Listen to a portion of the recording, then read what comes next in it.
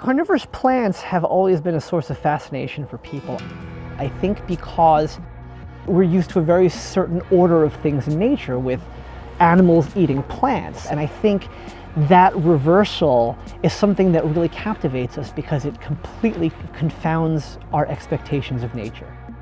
Hi, my name is Jonathan Kui, and I'm the sole proprietor of Midtown Carnivores, a registered plant nursery for carnivorous plants here in New York City. I think the common sensibility is that carnivorous plants couldn't possibly grow here in New York City. I think the first instinct for people is to think, oh my gosh, where do you have room for a greenhouse?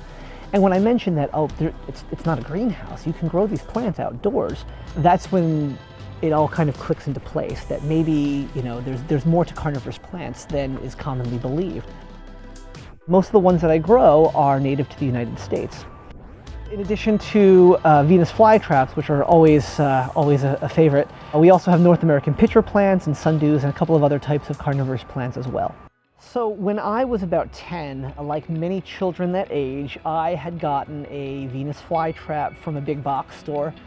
I think oftentimes people who have Venus flytraps not as houseplants, but rather as pets, often tend to find that the visual movement of a flytrap shutting gives them a way to kind of anthropomorphize them a bit, to imbue them with more personality than your typical plant. My early experiences as a child trying to grow a Venus flytrap stuck with me. I started learning about all the other types of carnivorous plants that were out there, and I started growing those. At a certain point, I realized that it was getting very difficult to get the kinds of plants that I was interested in trying to grow, because anytime I'd want to order one, I'd have to order it from California or the Pacific Northwest or, Florida. So I said, well, it would be nice. Wouldn't it be nice if there were a retailer around here who actually sold carnivorous plants and supplies? And from that sprung the idea of, well, if I'm growing them and I can figure out how to propagate them well, why couldn't it be me? So I floated the idea to my wife, who was dubious, but went along with it, being the angel that she is. So from then, I started the business, and here we are about 7 or 8 years later, and we're still going. On the inside of some of these lids are hairs, tiny hairs, that point down into the opening of the pitcher. So even if the insect can get out to the edge, the hairs will actually be like spikes against them, and they won't be able to climb past them to get out. So one of the things that I really enjoy about doing this is that I've been really able to teach this to my children.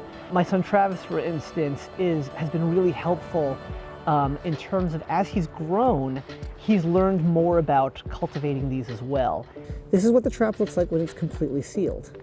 And then what happens after it's done is that it'll open back up, and all that will be left is the shell of the insect that was digested.